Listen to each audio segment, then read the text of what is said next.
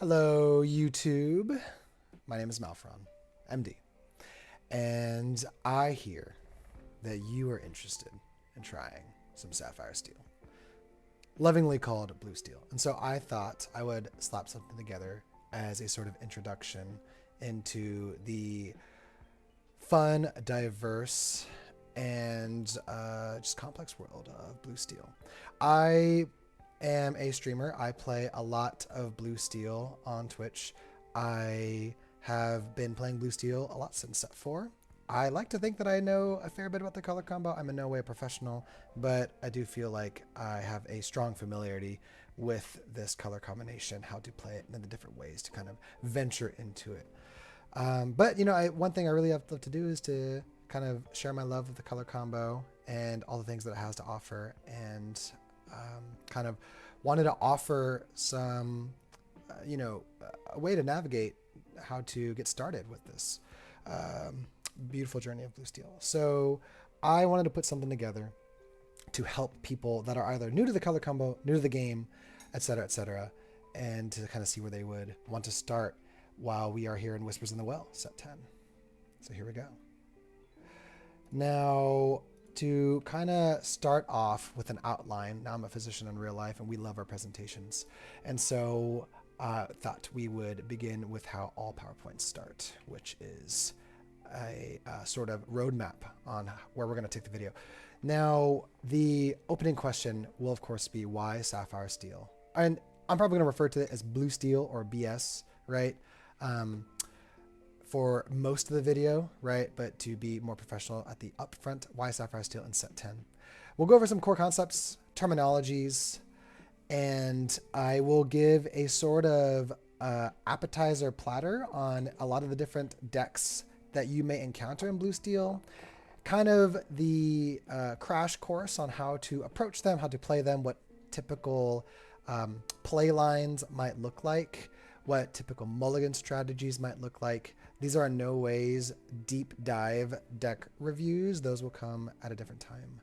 And then kind of end with just a shout out to the community, because I do think the Blue Steel community is awesome and special. And it's one of the biggest reasons why I think most people that venture into the color combo really stick with it, because of the people that uplift you and support you in that regard.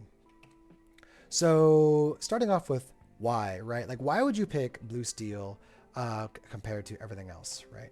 And so kind of, you know, the clear objective things would be that they have, Blue Steel has very strong and reliable removal, right?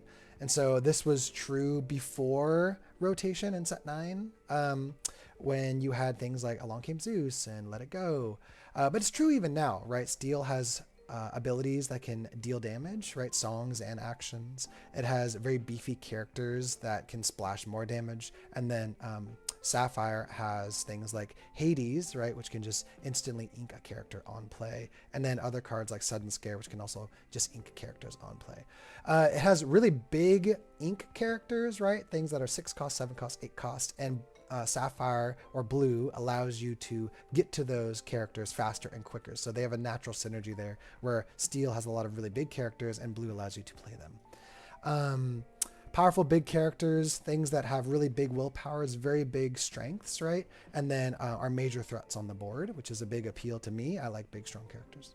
Consistently strong mid and late game, right? And so it never feels like you're out of the game with Blue Steel. A large variety of flexible tech options. Now, tech is a terminology used in the card game world to kind of describe select unique options in a deck that are designed to counter or approach certain problems other decks might present, right? Maybe a certain tech would be dealing with items, or another tech would be dealing with evasives, right? And so Blue Steel has a large variety of this. And there's almost no problem that Blue and Steel can't approach, right? Which I think is another appeal to it. And then, you know, again, a shout out to the passionate community and support. So core concepts, right? And so the number one thing to kind of get familiar is the terminology of ramp right? And so we'll kind of explore this a little bit more.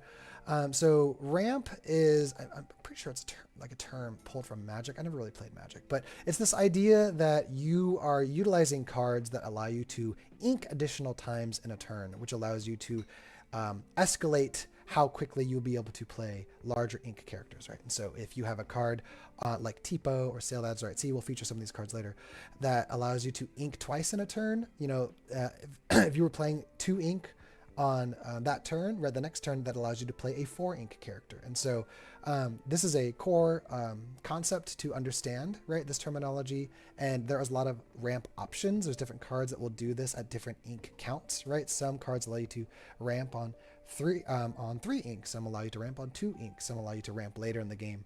And so, you know, having an understanding of your ramp options kind of helps inform what your build might look like, right? And how you'd want to build your power curve. Hand economy, this is something that's always been important, but the idea of like how you manage and maintain your hand, because you play a lot of big characters, the ink decisions are very important, right? Because you kind of have to really facilitate and decide, you know, how fast do you want to dump your hand, or how do you want to build an, you know, an inking economy to, you know, get to your big options, right? But you don't want to lose too many of your big options to generate that ink, right? Because you don't want to ink too many of them. But then also, you know, how do you build that ink up fast, but keep your hand healthy, right? So that's something that you have to have a strong understanding of when you're deck building. Singers, right? So this has been a core feature of Blue Steel's removal for a long time. Steel has very strong, has historically had very, very strong removal songs. Now has good removal songs, not as good as they used to.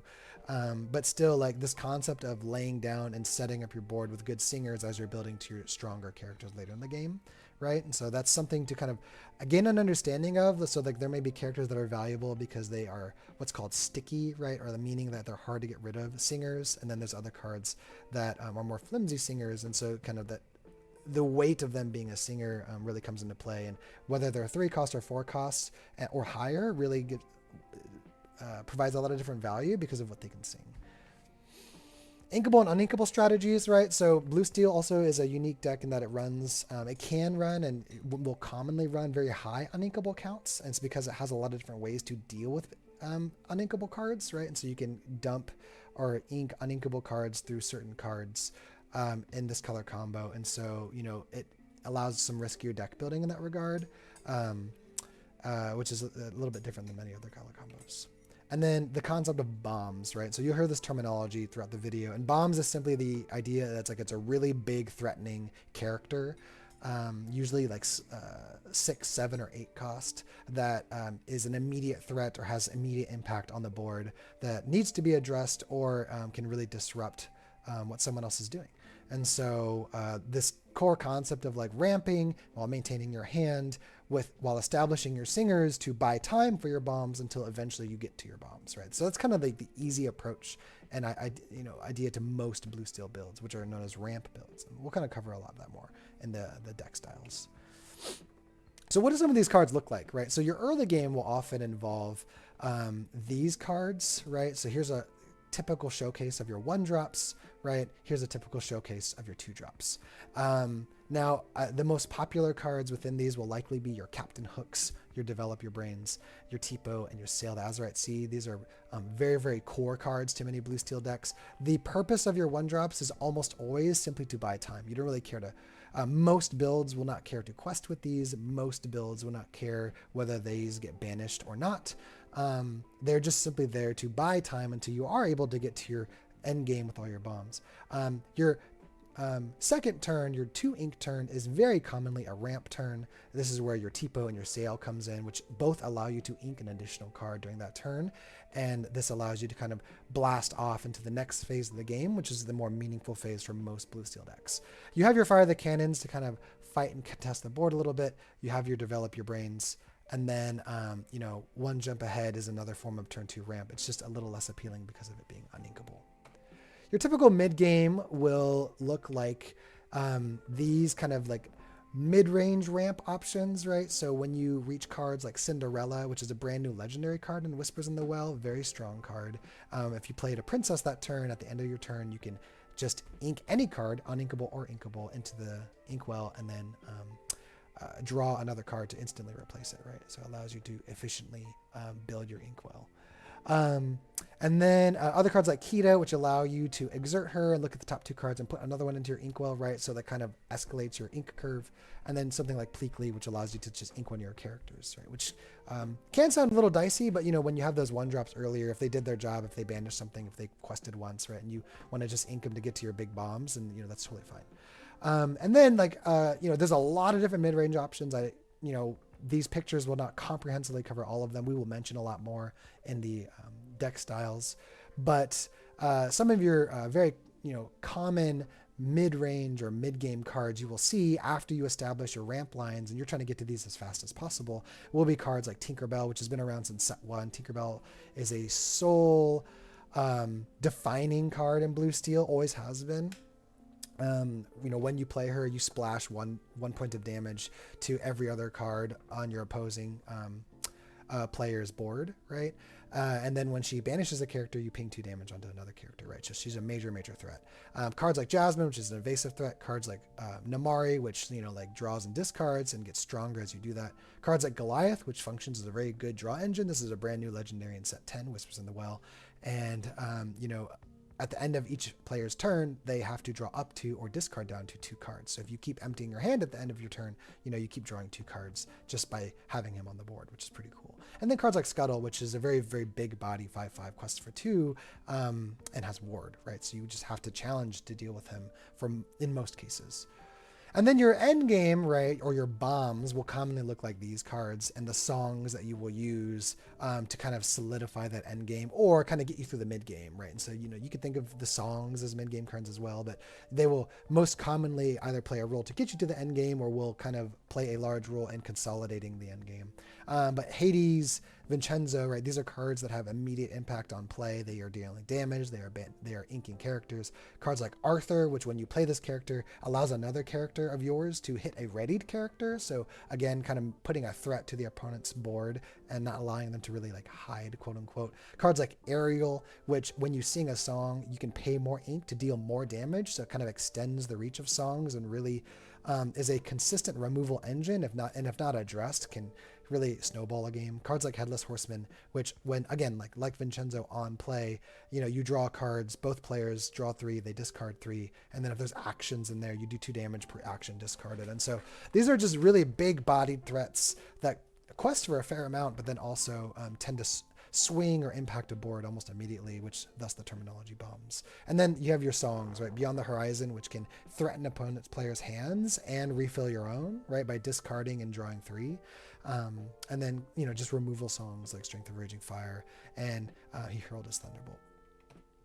So what are some deck styles that you may run into or kind of encounter in Blue Steel, right? And so I kind of just hyper summarized, again, this is a bird's eye view of what you may encounter with Blue Steel, but I wanted to give kind of a platter, right, of some expectations and kind of just go over some of the terminology that you may see. So the numbers in these ramp builds, so ramp again are builds that are designed around the idea that you are playing cards to ink multiple times, multiple turns to get you to your end game state, right? Which is kind of that 6 to 8 ink hotspot. And then, you may ink more in the game to kind of play multiple threats in a turn. So maybe get somewhere between 10 to 14 ink, right? But when the danger zone is when you start getting to that 7 and 8 ink and you try to consistently play major threats.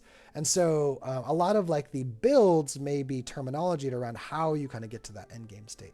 So 2-4-6 is kind of the new option that really opened up in Whispers in the Well with Cinderella, because you play Cinderella on 4. She, at the end of her turn, because she is a princess herself, can ink an extra card from your hand. You draw a card to replace that. That puts you at 5 ink at the end of that turn, which means going to the next turn, you can ink again to go to 6. You can play a 6-cost character. You can play an Aerial Sonic Warrior. You can play a Tinkerbell Giant Fairy, right? So this is a new option that never... it was possible, right? You could do this with Pleakley, or playing something like Sail or Tipo twice. It was far less efficient, and you had far less of a reasonable board far less of an advantageous board getting to that state, right? But now you can do that with deadly efficiency, right?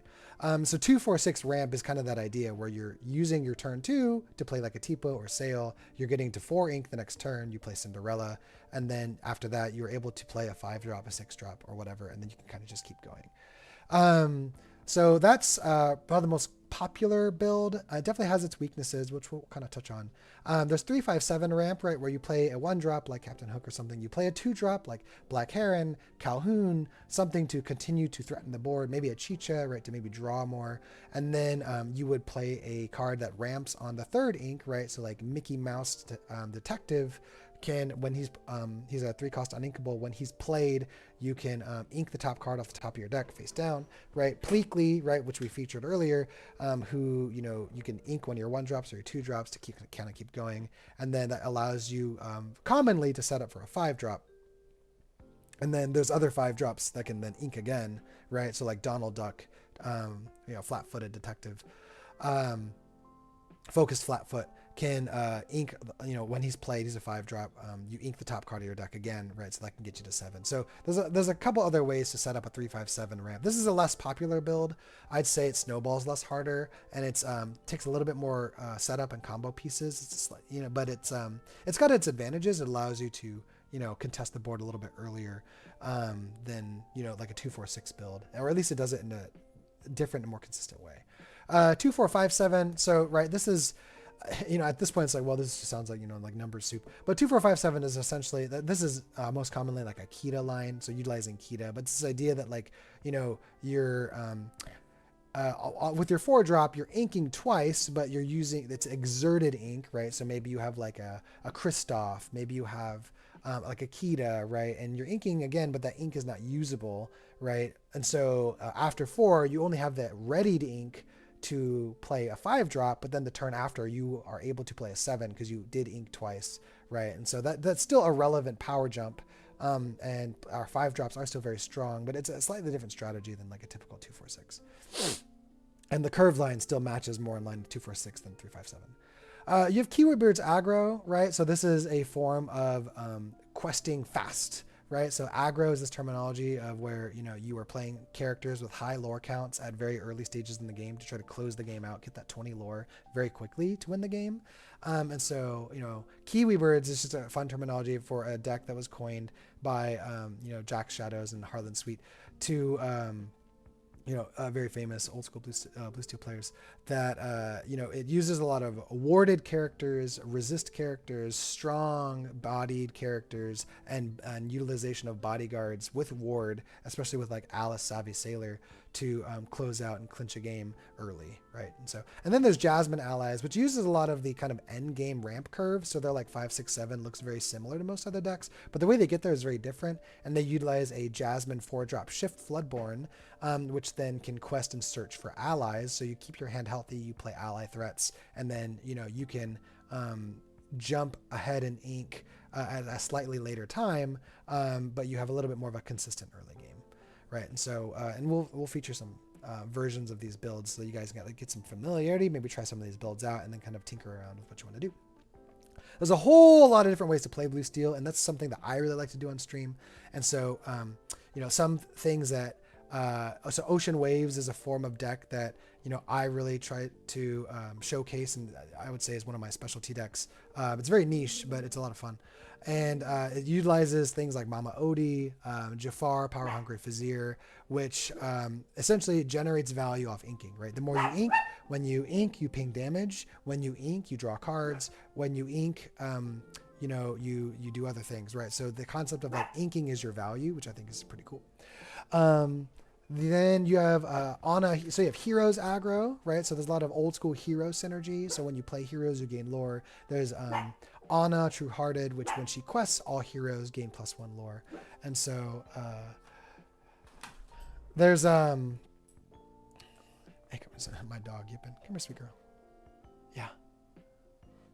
She's seen the Christmas lights go off.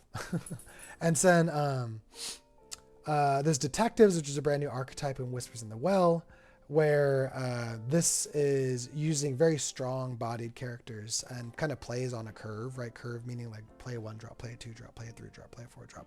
And then each of these are very beefy, very strong, and can fight the board very well.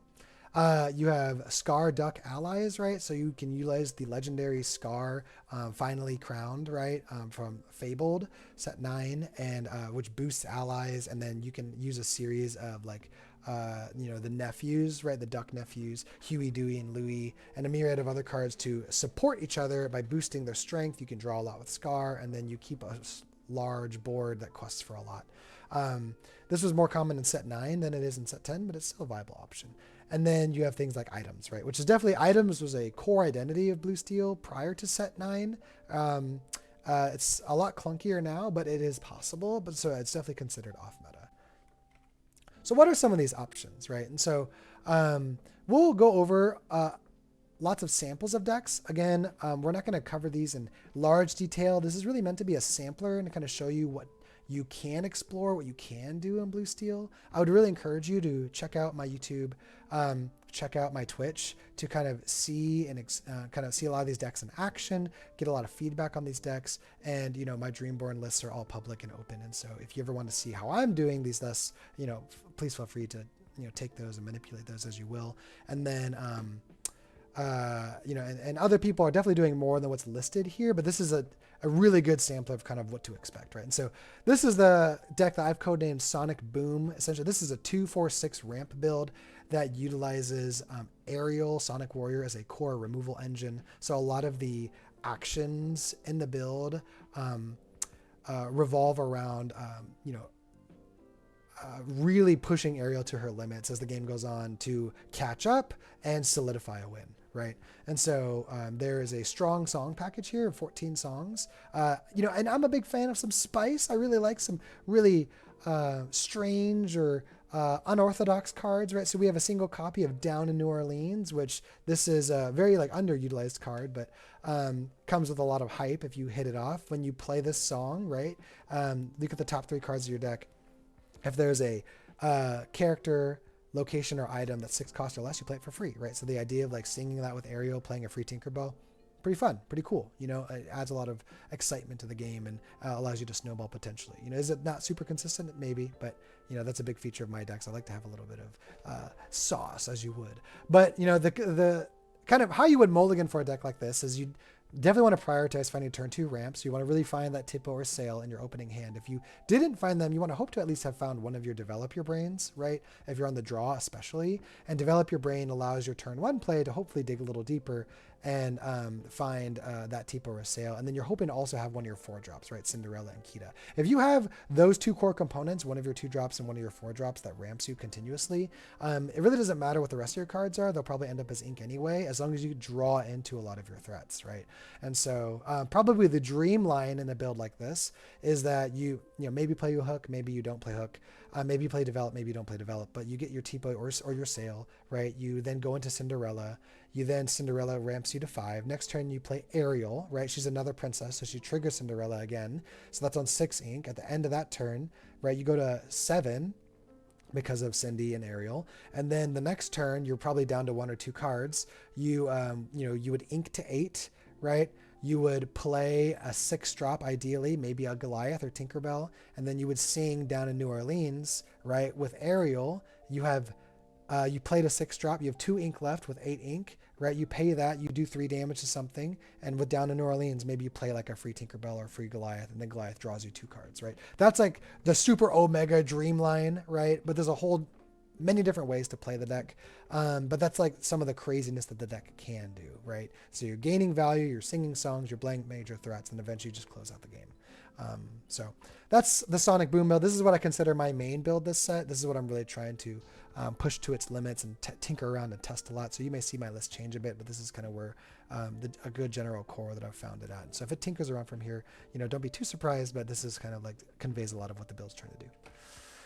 So we have, this one's Horseman's Gambit, right? So this is a kind of, the Headless Horseman introduced another big bomb option at the end, right? So I would say if you're going to run Aerial or Horseman, you should probably run one or the other. They're kind of a little paradoxical, right? Because Horseman, you sort of want to, with his trigger, draw 3, discard 3. You kind of want to like draw and discard actions, right? To really make his on play do more damage. Because every time you, in those cards, if you discard actions, you do 2 more damage to a character per action, right? So if you discard 6 actions, you do 12 damage to something, right? So you could come in and just kill almost anything.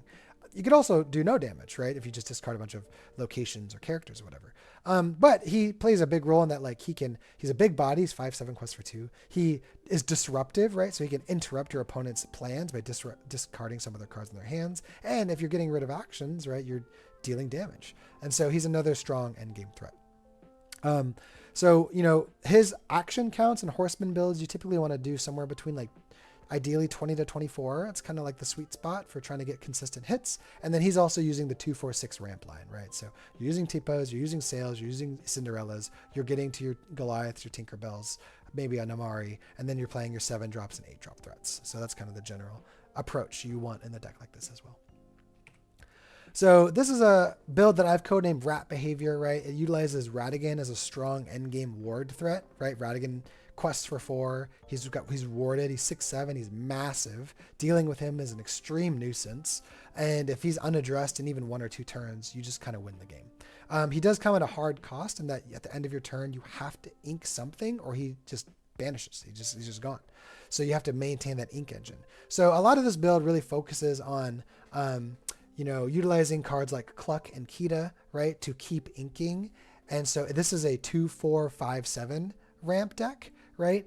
You can do 2-4-6 with Pleakley, but like, getting down your Kita, getting your Cluck as your bodyguard, protecting her, and then getting to your endgame threats is what it really wants to do. By not playing Cinderella, you open up a lot more uninkable options. So it's running things like Fire the Cannons, to disrupt more of the early game, maybe hitting key Emerald Shift lines, things like that, to be more disruptive, and it in general runs a lower risk of bricking, meaning like you have too many uninkables and you can't keep going in the game because of that. So the deck also runs a whole bunch of ward, so it's a really good deck for dealing with things like purple removal or emerald removal, right? And so it's kind of challenging for those decks to kind of deal with, right?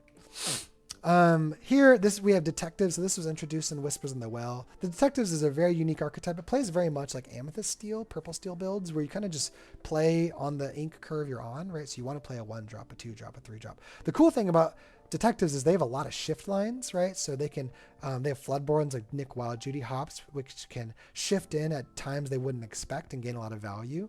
And there's a lot of synergy with the Detectives. You have the 4-drop Judy Hopps, uncovering clues, which on quest and on play, you look at the top 3 cards. If there's a detective, you put in your hand, so you're refilling your hand a lot. The 6-drop Floodborn Judy Hopps, on your turn, your detectives, when they're challenging, gain resist 2 and alert. And alert allows you to hit evasive characters, so it turns your whole board into massive threats that are very efficient in trading. And then you have cards like Nick Wild, Persistent Investigator, the 5-drop, who every time a detective banishes a character, you draw a card, right? And so, it's very challenge focused. And because it's very challenge focused, I made its top end very, 4 Arthurs, which Arthur allows you to hit readied characters. This build is not running any Hades, right? A lot of, the Nick Wilds kind of force some hard uninkable decisions, and it doesn't run a lot of cards that can get rid of uninkables in your hand. But I've found that, oftentimes you don't really need the Hades because you're able to deal with almost anything, right? You can get rid of evasives, you can get rid of most big bodies because they're so strong. And so Arthur just kind of allows you to hit whatever you want to hit, and then everything else lets you gain value off that, right? So you have Castle Wyvern, which when a character's there, you gain resist and challenger 1. This allows you, each of your cards have a little bit more reach. So maybe if they needed 1 more strength or 1 more challenger, they'd be able to get rid of something, right? And then just runs a couple of Beyond the Horizons and a few songs to be disruptive. So deck style, so this is a 3-5-7 ramp build, right, called Seeing Blue. There's a lot of different versions and takes that you can do in a 3-5-7. This is one of my spicier takes on it. Some people will run stronger, beefier 2-drops. I'm going more for the greed here. And so, the ideal line here is that you play something like Captain Hook. You play Chicha on turn 2. Chicha's effect is she has support. She's a 2-1 quest for 2. And her effect is, when you would ink a second time on your turn, you draw a card, right? And so if you then played Mickey the next turn, right, you ink off the top of your deck on play, you draw a card, you gained an ink, right? Next turn, you're at 5 ink, right? Because Mickey gained you that extra ink. Maybe you play Donald, right? Donald Duck, focus Flatfoot. When you play him, you ink the top card of your deck. So you inked to go to 5. You play Donald, you go to 6, you draw a card again off Chicha, right? And now you're at 7, and now you're just playing your big bombs, right? And so that's kind of the goal of this deck, right? So you're ideally, you want to mulligan for one of your 3-drop ramps, which is Mickey or Pleakley, a 1-drop, and ideally Chicha, and everything else kind of, and plays out pretty well. It utilizes a lot of blue synergy, right? So the new Daisy Duck, which gives all other Sapphire characters resist, and then Aurora, which gives all other characters ward, right? So as you're inking and you're dumping a whole bunch of stuff in your inkwell, it allows you to play these multiple threats, which then protect each other and provide a lot of synergy, and then allows your bombs to close out the game. Jasmine Allies. So this is a very common core separate blue steel deck style approach, right? So it utilizes 1-drop Jasmine. There's 2 1-drop Jasmines actually. There's one from set 1, which was reprinted and fabled, and then there's this one, resourceful infiltrator. Who the other one on play, you can heal up to I believe it's 1, or I actually have it right here. Was it 1 or 2? 1 damage point or 2 damage points? Remove up to 1 damage from chosen character. That's right. And then, this one allows you to give one of your characters resist 1 until the next turn, right? So most people in general consider the Infiltrator better, which is why, if you're going to run any of them, you run her. And then if you're going to run the other Jasmine, maybe you run 1 or 2 more to give you more shift targets. But the real goal of the deck is to kind of get out the 4-drop Floodborn Jasmine. You get to see the Enchanted kind of listed there, where her ability, she can shift on 2, so you can play her on turn 2 if you have the Jasmine on turn 1. And when you quest, right, you can look at the top 3 cards of your deck. If there's an ally card, then you can put it in your hand. So obviously the deck runs a lot of allies. It has Pleakley and Kristoff as ramp options. It has Lexington, which is a 4/4 ally, which has alert, so it can hit evasive characters. Runs a spicy one of Fairy Godmother, who's an ally as well. Who her ability is you can, boost, right? You pay 3 ink, you put 1 card off the top of your deck under it. It's a new mechanic introduced in Whispers in the Well. And then you can just banish a character. The opponent then flips the top card of their deck. If it's a character, they play it for free or an item. But if it's not a character, it goes to the bottom. Then it utilizes, like Tinkerbell's an ally, Vincenzo's an ally, Scuttle's an ally. So you can find these with Jasmine, but otherwise after about 4 or 5 ink, it kind of plays like most other blue steel decks. You're playing your big bomb threats and you're just trying to close out the game after that. This is Kiwi Birds. So this functionally does play very different, right? So this is trying to close the game very early. So you don't see that typical bomb line near the end. You want to play early threats with big lore counts, right? The Sultan, Ichabod Crane, and then Nala. And then you want to play warded threats. So you have Alice, you have Fergus McDuck. And then you want to do things that disrupt your opponent from eliminating your threats, right? Pete to stop actions, bodyguards, Pluto, Headless Horseman, and then things like John Silver were on play that a character can't challenge, right? And then your end game, things like Gone to just help to close the game out. Goliath gives you more card draw. Baymax on play and on quest allows you to heal, keeping your bodyguards healthy, but then when you heal, you gain lore, right? And then Jafar, which is a pretty interesting fun card, when he's on board, all opposing characters that are 4 cost or less can't challenge, right? So that just kind of keeps your questers safe as well. Playing aggro builds like this is a very different way to play, which kind of just is a feature of how many options are in blue steel. We have this card. This is another aggro build, right? So this is Anna's Council that I've codenamed it. This is a hero aggro build. So the goal again is to quest fast, quest early. So this uses the hero moniker to synergize with Anna and Philoctetes. Phil, whenever you play a hero, you just gain a lore, right? And he gives all heroes +1 challenger, which is kind of cool. And then Anna, when she quests, all your other heroes gain +1 lore. So, you can really close a game in 1 or 2 turns after these key combo pieces are established. Everything else is sort of trying to be heroes. You have docks in there for draw engines, and it's kind of a necessary component. But almost every other card is a hero card in some way, shape, or fashion. In decks like these, and again, like the Kiwi Birds, you're really mulliganing to try to find a good 4 curve, right? You want to find a good 1-drop, a 2-drop, a 3-drop, and a 4-drop, and you want to be able to play a questing threat almost every turn, and then find ways to disrupt your opponent from disrupting your threats, whether they be bodyguards, warding them up, or singing strength to, disrupt their challenging characters. And then, so this build's a lot of fun. It's a lot more niche than Kiwi Birds. It probably is a little less consistent than Kiwi Birds, but Heroes used to be a strong identity in Blue Steel, and they kind of brought it back a little bit in Fabled. So I really like a deck like this. If I was going to play an aggro build, it would be Honest Counsel. And so, the cool thing about the community is just how helpful it is, right? That everyone's willing to offer a helping hand.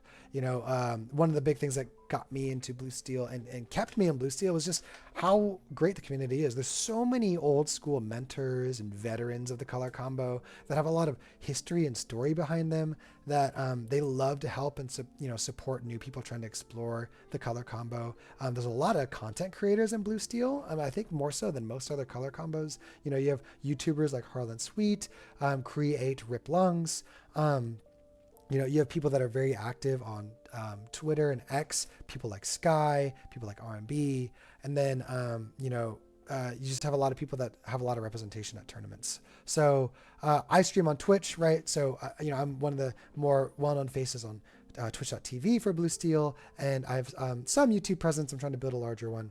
But, you can find us a lot more people talking in the Lore 20 Discord, the official Disney Lorcana Discord, and then, scattered out throughout the social media sphere, right? So I hope this was a good sort of introduction and, buffet sampling of what Blue Steel has to offer. There's way more builds here. There's some crazy spicy builds that I didn't even mention here. Like there's like Blue Steel locations. We didn't even touch on items in the modern realm. And we didn't even touch on infinity builds, where infinity builds really get to see the heart and soul of what Blue Steel was and is, and how it really got a lot of its claim to fame.